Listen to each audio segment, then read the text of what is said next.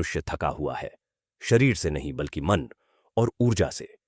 बाहर जीवन ठीक दिखता है, लेकिन भीतर बेचैनी, तनाव और असंतोष लगातार बढ़ता जा रहा है। हमारे पास सुविधाएं बढ़ गई हैं, लेकिन शांति घट गई है।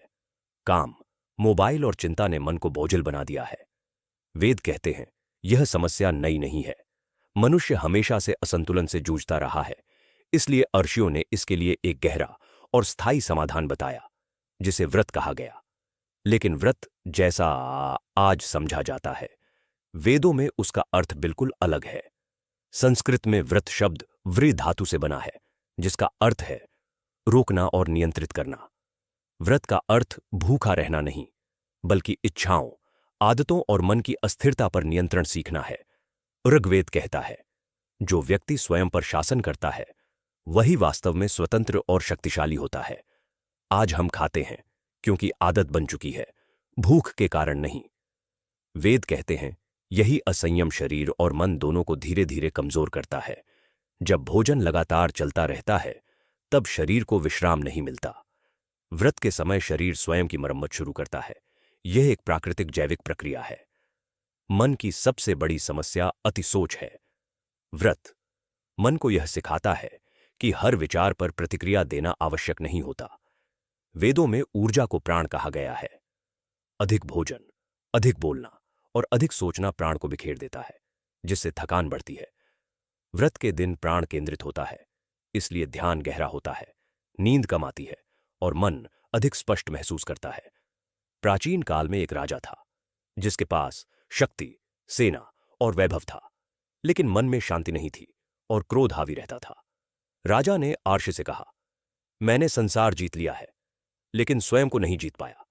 आर्ष मुस्कुराए और बोले, पहले स्वयं पर शासन करना सीखो। अर्षि ने राजा को व्रत करने को कहा, लेकिन भूखा रहने के लिए नहीं, बल्कि क्रोध, अहंकार और जल्दबाजी छोड़ने के लिए। राजा ने भोजन नहीं छोड़ा, बल्कि अपने स्वभाव को बदला। कुछ ही समय में उसके निर्णय शांत और संतुलित होने लगे। आर्ष ने कहा, यही व्रत है, बाहर का त्याग नहीं, भीतर का परिवर्तन। एक दूसरी कथा एक व्यापारी की है, जिसके पास धन, प्रतिष्ठा और सुविधा थी, लेकिन मन में संतोष नहीं था। व्यापारी ने अर्षि से कहा, मेरे पास सब कुछ है, फिर भी भीतर खालीपन क्यों है? अर्षि ने पूछा, क्या तुम कभी रुकते हो? फिर अर्षि ने कहा, आज भोजन मत छोड़ो, आज शिकायत छोड़ दो। व्यापारी ने वैसा ही किया। उस दिन उसने न क्रोध किया, न तुलना की। रात को उसने पहली बार मन की गहरी शांति अनुभव की। अर्षि बोले, यही व्रत है, इच्छाओं का नहीं, आदतों का संयम। आज के समय में व्रत और भी आवश्यक हो गया है, क्योंकि आज की बीमारियां शरीर से अधिक मन और ऊर्जा से जुड़ी हैं। आज व्रत का अर्थ हो सकता है एक दिन बिना मोबाइल, एक दिन बिना नकारात्मक सोच, या एक दिन बिना शिकायत। वेद कहते हैं, जो व्यक्ति कभी नहीं रुकता, वह धीरे धीरे टूट जाता है। रुकना कमजोरी नहीं, आत्म सुरक्षा है। व्रत अहंकार को हल्का करता है। जब पेट हल्का होता है, तब मन और अहंकार भी हल्के होने लगते हैं। वेद कहते हैं, ज्ञान वहीं उतरता है जहां अहंकार कम होता है। व्रत कोई धार्मिक बोझ नहीं, बल्कि आत्मिक स्वतंत्रता और आत्म अनुशासन का मार्ग है। आज मनुष्य दुखी इसलिए नहीं है कि उसके पास कुछ नहीं, बल्कि इसलिए है क्योंकि वह कभी रुकना नहीं सीख पाया। वेदों का संदेश स्पष्ट है, जीवन में कुछ जोड़ने से पहले कुछ रोकना सीखो। व्रत आपको ईश्वर से नहीं, स्वयं से मिलाता है।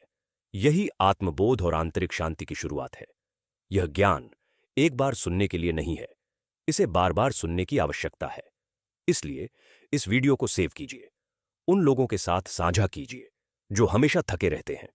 और अगर यह विचार आपको छू गया हो, तो ऐसी ही तथ्य आधारित, वैदिक और जीवन बदलने वाली सामग्री के लिए चैनल को सब्सक्राइब कीजिए।